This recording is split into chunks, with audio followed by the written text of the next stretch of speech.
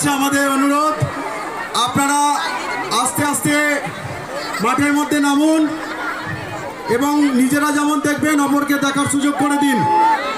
সিংটি পরশ পাথর আয়োজিত Jangipara MLA cup knockout cricket টুর্নামেন্টের বিশেষ আকর্ষণ অভিনেতা জিৎ আমাদের মধ্যে এসে উপস্থিত হয়ে গেছেন।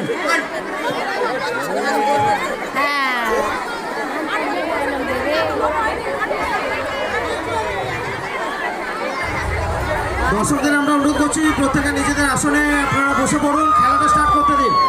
ফাইনাল খেলা শুরু হবে, আপনারা নিজেদের জায়গায় ফেরত যান।